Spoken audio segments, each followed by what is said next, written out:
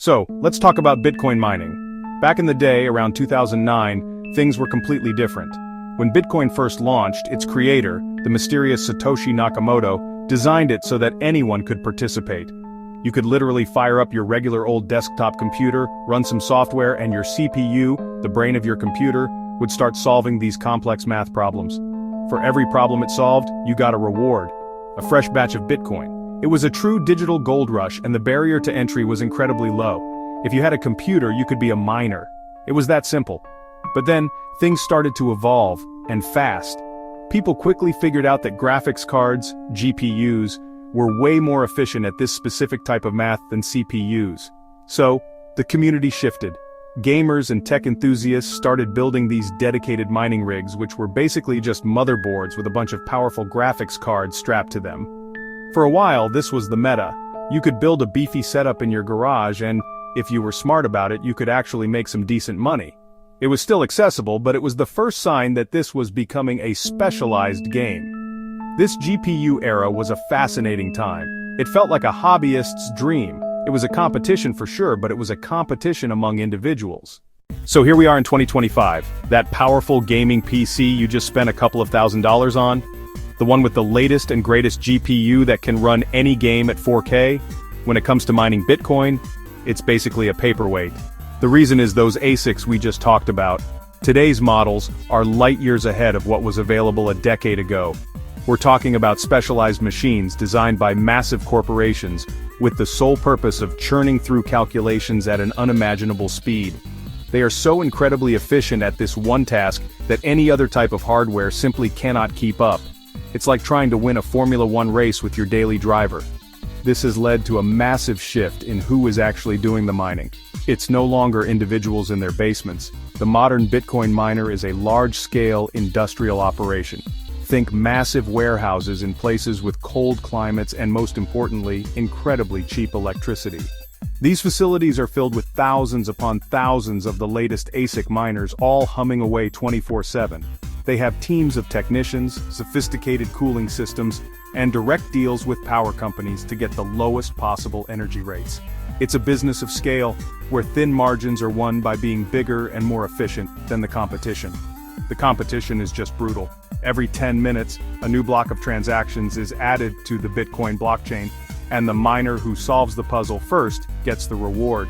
With so much computing power on the network, the difficulty of these puzzles automatically adjusts to be incredibly high. It's a global lottery where you're competing against billions of dollars worth of specialized hardware. So if you can't compete with the big guys, what's a small-time operator to do? First, the single biggest factor, the cost of electricity. An ASIC miner is a power-hungry beast. It's very loud, very hot, and it simply turns electricity into calculations. Hardware is a one-time expense. Electricity is a constant, never-ending drain. If electricity costs are too high, you could spend more on power than you earn, meaning you'd be mining at a loss. It's that simple. Major miners set up in specific parts of the world. They chase cheap power. Hydroelectric, parts of North America. Geothermal, Iceland. Excess natural gas, Middle East. A fraction of a cent per kWh can mean profit or bankruptcy. For a home miner paying residential rates in 2025, the math almost never works. Your local power bill eats potential earnings. Enter the mining pool. Solo mining is like buying a single lottery ticket for $1 billion jackpot. Not viable. Join a pool. It combines computing power from thousands into one virtual miner. They work together to solve the next block. Combined hash rate gives the pool a much higher chance of finding a block. When the pool wins, the reward is split among participants, proportional to their contributed power. You can't talk about Bitcoin mining in 2025 without talking about the energy consumption. It's a huge topic, and honestly, there are strong opinions on all sides. The core of the issue is that the proof-of-work system, which is what we've been talking about, is inherently energy-intensive. It's a feature, not a bug. The immense energy usage is what secures the network and makes it so expensive and difficult to attack. But it means that the global Bitcoin network consumes an amount of electricity comparable to entire countries. Critics argue this is a massive waste of energy for a digital currency. This debate has led to a push for green mining. Miners are increasingly seeking out renewable energy sources, hydro, solar, wind. Not only is it good for public relations, but in many cases, renewable energy can be the cheapest power available, especially in remote areas where that energy might otherwise go unused. Some miners even specialize in using stranded energy, like natural gas that's flared off at oil fields, turning a waste product into value. The industry is definitely aware of its image problem, and is actively trying to show that it can be part of a sustainable energy future, but it's a slow and complicated process. The energy debate has also fueled the rise of alternative cryptocurrencies, or altcoins, that use different methods to secure their networks.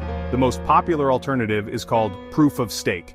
Instead of using computing power, this system has users stake, or lock up, a certain amount of the currency itself to validate transactions. It's way less energy intensive. Major networks like Ethereum have already made this switch. So what does the future hold? For Bitcoin, one of the biggest events on the calendar is the halving. About every 4 years, the reward for mining a new block gets cut in half. The last one was in 2024, so the next one is expected around 2028.